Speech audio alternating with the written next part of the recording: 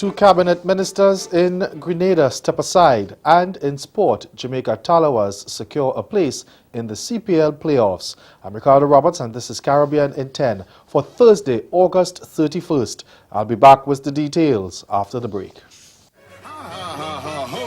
Big up to Super Hype and him Earth Strong.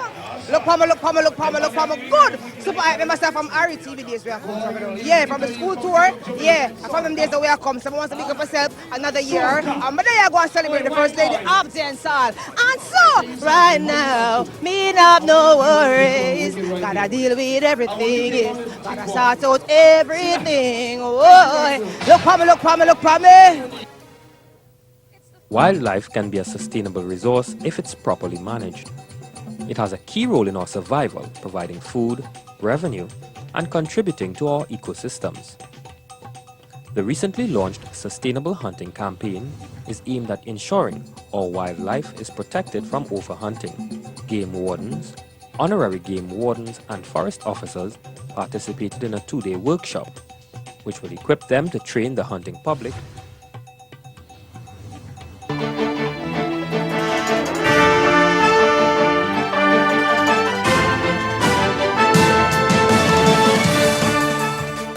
We begin in Grenada, where two cabinet ministers will be stepping aside come tomorrow.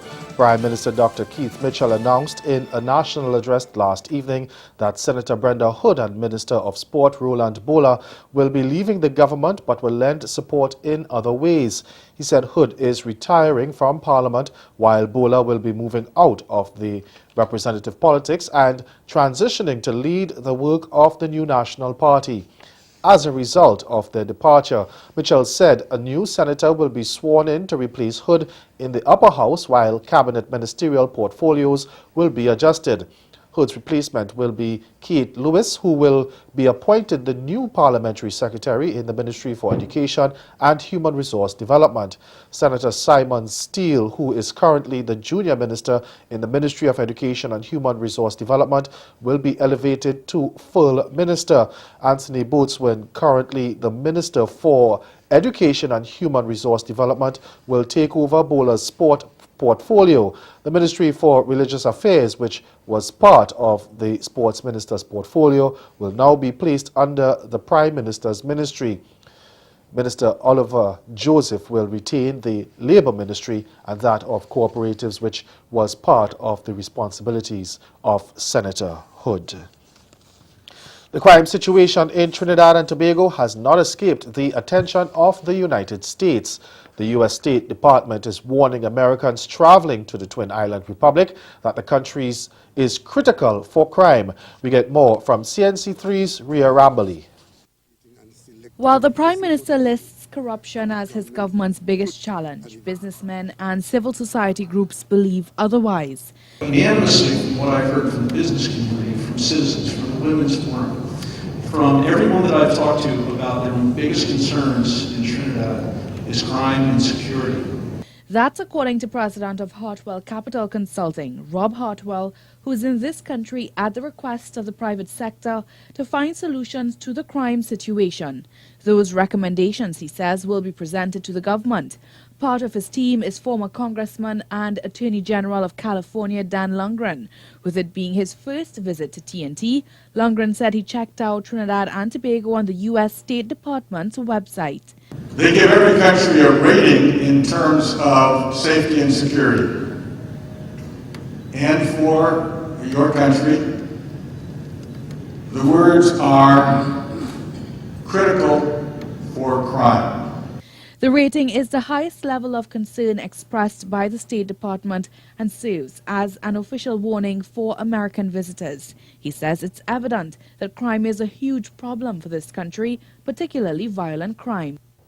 Over in St. Vincent and the Grenadines, Speaker of the House of Assembly Jomo Thomas says skin bleaching is a looming health crisis that needs to be addressed.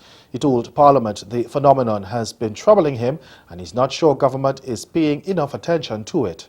Someone who lives in St. Vincent and the Grenadines, I am really concerned about this. I don't know what the government, what the Ministry of Health thinks. I don't know what the leader of this administration thinks. I don't know what the position is of the leader of the opposition, but it is something that I believe we ought to be paying serious attention to. It clearly, it is a reflection of the proliferation of Eurocentric ideas, matters, issues of beauty and so on, and what is acceptable in the world, but it's something that I would like to see us think about. Prime Minister Dr. Ralph Gonsalves told Parliament he agreed with the Speaker, but he said he did not agree with the view that skin bleaching should be banned. He asked Parliament if you banned skin bleaching, would hair pieces be banned as well? The Prime Minister noted that while he may have personal views about the matter as a policymaker, he could not impose those views on others. Stay with us. Your Midday Sport is next. How do you see this going forward? In so many things, and the diaspora is no exception. We do suffer somewhat from an implementation deficit. And I think there is now a full-fledged department dealing with that.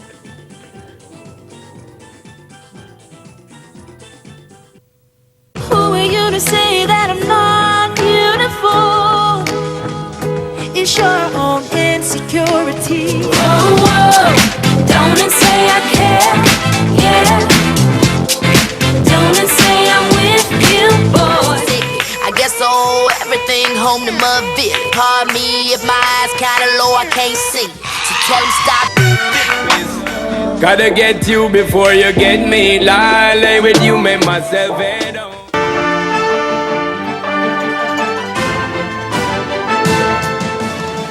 Cricket tops our Thursday sports package. Krishna Santoki and rookie fellow fast bowler O'Shane Thomas followed up Sri Lanka legend Kumar Sangakkara's third straight half-century with incisive bowling to lead Jamaica Talawas to a 41-run victory over St. Kitts and Nevis Patriots yesterday and a place in the Caribbean Premier League playoffs. Sangakkara had continued his rich vein of form after the Talawas were sent in to bat, smashing 4 fours and 3 sixes in 69 from 55 balls. He was the rock upon which his side built their total of 157 for 5 from their allocation of 20 overs. He shared 81 for the second wicket with Phillips that provided the base for the innings and added a further 54 with West Indies all-rounder Rovman Powell for the fourth wicket before he was caught at fine leg in the penultimate over of former Australian fast bowler Ben Hilfenhaus. Santoki grabbed 3 for 10 from 3.5 overs and Thomas snared 3 for 31 from his allotted 4 overs to earn the Player of the Match award as the Patriots were bowled out for 116 in 17.5 overs in a pursuit of a victory target of 158. And Bermudan footballer Naki Wells is on the verge of a $6.4 million move from Huddersfield Town to fellow English Premier League rivals Burnley. According to British reports, Lancashire club Burnley have agreed to pay the fee for the 27-year-old striker who is currently sidelined following ankle surgery. The deal is expected to be completed before today's transfer window deadline. Wells' contract at Huddersfield, a West Yorkshire club that has picked up 7 points from its first 3 matches on return to the top flight after a 45-year break, runs out at the end of the season. Neither club has confirmed the deal has been reached, but sources say the sides are in advanced talks after settling on the figure. That's Caribbean in 10. Join us again at 6:30 for Caribbean Newsline. Good afternoon.